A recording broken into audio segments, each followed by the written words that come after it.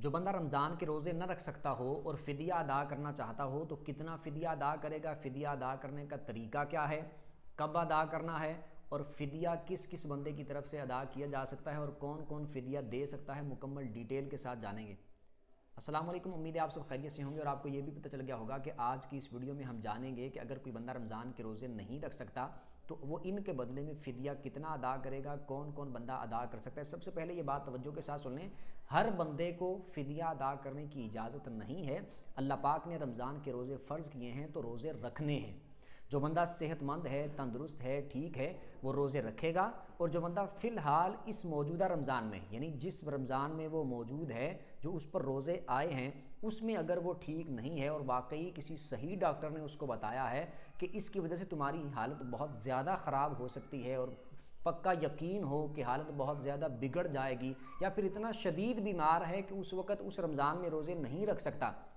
یا اس طرح کا کوئی اور ایشو ہے جس کی وجہ سے، یعنی بیماری والا کوئی اتنا سیریس ایشو ہے کہ جس کی وجہ سے روزے نہیں رکھ سکتا، تو اس رمضان میں روزے نہیں رکھے گا، فدیہ بھی ادا نہیں کرے گا۔ بعد میں جب تندرست ہو جائے، ٹھیک ہو جائے، تو پھر قضا روزے رکھے گا، فدیہ ادا وہ بھی نہیں کر سکتا۔ اب وہ بندہ کہ جو ایسا بیمار ہو چکا کہ کبھی ٹھیک ہو ہی نہیں سکتا، یا اتنا بوڑھا ہو چکا، مرد ہو چاہے عورت ہو، کہ اب دوبارہ، چونکہ جو بوڑھا ہو چکا اتنا، تو اب وہ دوبارہ وہ جوان نہیں ہو سکتا، بوڑھا ہی رہے گا، اور بوڑھے ہونے کی حالت میں اس کی حالت ایسی ہے کہ روزے نہیں رکھ سکتا، بالکل ہی نا امیدی جیسے بندے کو ہو جاتی ہے، اب دوبارہ ٹھیک نہیں ہو سکتا، تندرست نہیں ہو سکتا۔ وہ بیمار کے بارے میں بتا دیا۔ ایک یہ ہے کہ بوڑھا اتنا ہو چکا کہ روزہ بھی نہیں رکھ سکتا، اور عمر اتنی زیادہ ہو گئی ہے کہ دوبارہ عمر واپس بھی نہیں آ سکتی۔ اب ایسا بندہ جو ہے وہ روزوں کے بدلے میں فدیہ ادا کر سکتا ہے، یا اس کی طرف سے اس کے گھر والے، یا اس کا بیٹا، یا اس کا بھائی، یا کوئی رشتہ دار اس کی طرف سے فدیہ ادا کر سکتا ہے۔ یا پھر وہ بندہ کہ جس کے ذمے رمضان کے روزے ہیں، اس نے قضا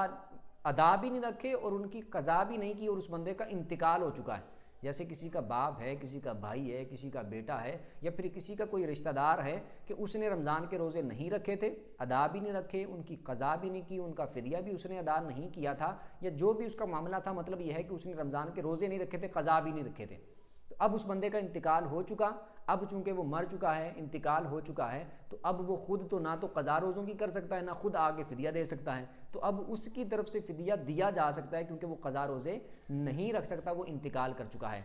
تین طرح کے اشخاص میں نے بتائیں۔ ایک یہ ہے کہ بیمار ایسا جو کبھی تندرست بھی نہیں ہو سکتا، وہ بندہ فدیہ دے سکتا ہے اپنے روزوں کی طرف سے، یعنی وہ روزے نہیں رکھے گا، فدیہ دینا چاہے تو فدیہ، ان روزوں کا فدیہ دے گا وہ۔ اور دوسری بات یہ کہ ایسا بندہ کہ جو اتنا بوڑھا ہو چکا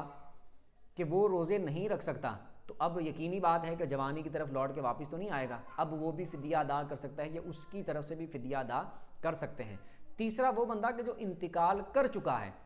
قضا بھی نہیں اس نے رکھے، ادا بھی نہیں رکھے تھے، تو اب اس کی طرف سے اس کا بیٹا یا اس کا کوئی رشتہ دار فدیہ دے سکتا ہے۔ ان کے علاوہ باقی جو بندے ہیں کہ وہ اگر مثال کے طور پر کسی کو عارضی بیماری ہے، بہت زیادہ بیمار ہے، اس نے روزہ نہیں رکھا یا رمضان کے روزے اس وقت نہیں رکھ پایا، تو بعد میں ٹھیک ہو گیا تو ان کی قضا کرے گا وہ،